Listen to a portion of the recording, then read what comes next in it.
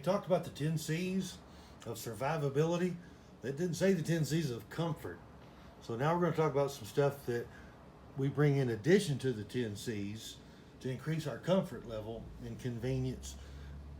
It's always a fine line, bringing too much stuff and being able to carry it at the same time. All this stuff all adds up in the weight department. So you got to pick your poison when you get to the comfort items. To me, a necessary comfort item is a water filtration system where you can drink water by filling up the bag of the water to be filtered, screw the little filter device on it, squeeze it through the bag, through the filter, and either into a container or into your mouth. So you don't have to stop and boil water every time just to drink. To me, that's also a necessity. Right behind that would be a first aid kit. Whether you buy a big bar of steel, you need to have a first aid kit. This is just a separate waterproof bag that I like to keep stuff in because there's Band-Aids and stuff in here that you don't want to get wet. And I just emptied it all into a large gallon Ziploc so you can see what you're working with. You can pretty much see what all's in there.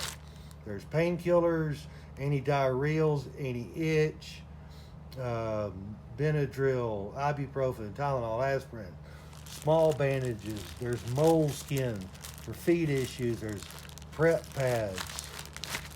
There's small bandages, very large bandages, and part of your first aid kit that you don't always have with you were the cotton bandanas of the 10 C's if you need to make a sling. Another part of a first aid kit that everybody needs to have is that right there. They're a little bit bulky, but they're very lightweight. This is called a SAM splint. It's a semi-rigid, semi-flexible, padded with a stiffener in it that you can mold to fit different items. Like for instance, can you turn it on me? Mm-hmm. If you needed to stabilize someone's elbow because they were injured, you would stiffen it up, bend their elbow into it, make a little cuff action. Okay? You would put their elbow in it. Then you would tape over, gently doing all this, of course. Then you would use a bandana or tape and secure their arm inside this SAM splint. Then you could use a cotton bandana to help support the weight and get somebody down or out. Of course, same thing goes with, you can do it like into thirds. Put one in it. And that would be someone's heel if you needed to stabilize it. Or you can go double again.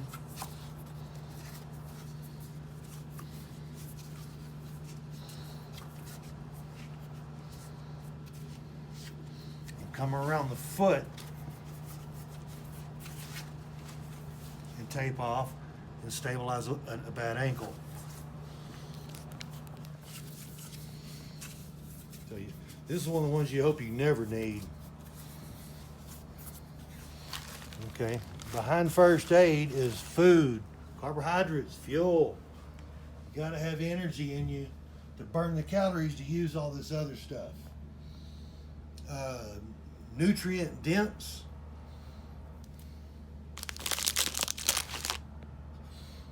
I like some of the Cliff Bars. I like beef jerky. Nuts are good. They're high in protein. They got some oils in them. The Mountain House backpacking meals. It's all about taste. They got all kinds of different flavors. Beef stroganoff, chili mac, Italian sausage and pasta, rice and beans. It's dehydrated. You add boiling water to it. Zipper up the bag. Let it soak. Get a nice hot meal. Now, after you've had that nice hot meal, I like coffee. I drink a lot of coffee. That's a necessity for me. I'm not going out there without coffee. So this is how you make your coffee.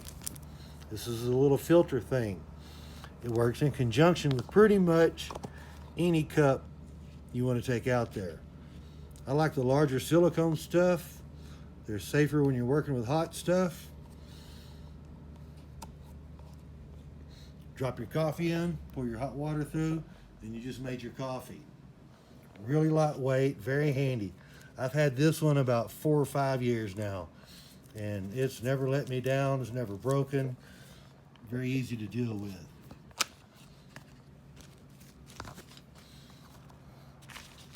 A subject that you have to address when you're out in the woods, you're consuming calories, you're eating calories. Well, those calories got to go somewhere. Does a bear poop in the woods? Yeah, him and everybody else. You know, you got to be somewhat sanitary about it. Try not to poop within 100 foot of a water supply. Try not to pee within 100 foot of a water supply. This is a cat hole shovel. You want to be this deep with your hole. Okay? You take care of your business. The paper's okay to put in the hole. It will compost. You use this and cover the dirt back into the hole. It's called a cat hole. That's how you need to take care of that business. Another one is I always bring wool socks. I wear wool socks. I sleep in wool socks. We just had a very wet episode wearing wool socks, and they help insulate your temperature even while wet. That's the biggest thing about wool. Wool maintains its insulating properties even while wet. Cotton does not do that. It helps pull your heat away from you. I like to bring a camera. It's lightweight. It's worth it. It saves some of your battery life on your phone. So you want to try to get a message out, just leave it on airplane mode or off and take your pictures with this. And a lot of times, like when you're in the mountains and places like that, you find the high point, odds are you can get some signal out. Turn your phone on, do your communicating. But, you know, a light camera to take pictures with is pretty handy. We also have, like for cleaning yourself off and cleaning dishes, this is a microfiber towel. It scrubs good, it washes out well, it dries fast, it'll take a lot of water. You can almost dry your whole body off with it. This is a microfiber golf towel. So it came already with the eyelet and the carabiner. You can hang this on your back. You can hang that on your backpack after you use it, and it can dry as you're walking if you want to. Now, we're talking about comfort items here. Well, sometimes you get shut down by rainstorms, snowstorms, windstorms, whatever, and you're just stuck sheltering in place, maybe for several hours. I like to bring a waterproof deck of cards. You can pick them up at Walmart, you can pick them up at Amazon. They're just little laminated playing cards. This is possible fishing.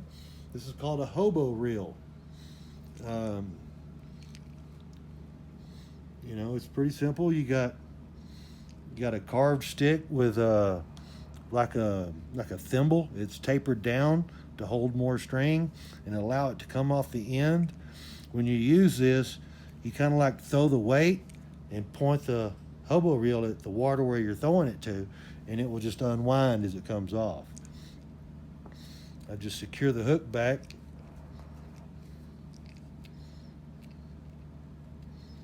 By sinking it into the top here, and it'll stay wrapped up. This is just about a hand length stick, approximately inch and a half, inch and a quarter in diameter. This is a bank line cordage that if I needed to, instead of having a good grippy handle, I could cut this knot off and pull this cordage off, and I'd have about 45 feet of about a number 8 bank line. Good stuff. You could fish with this if you had to. You can make a wooden plug out of here after you hollow this out.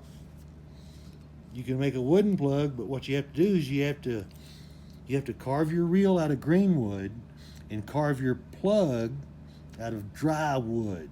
So the dry wood plug won't shrink anymore, and the green wood will shrink and create a tight fit on your dry plug. I didn't have the opportunity, so I just used a 3/4 PVC cap, or I think it's a 1/2 inch PVC cap. And inside of here are hooks and weights.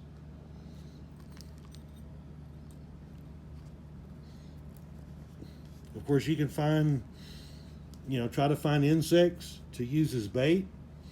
Believe it or not, you can take a piece of paracord. This end has been burned and melted. I cut it about 3/4 of an inch long, maybe an inch long.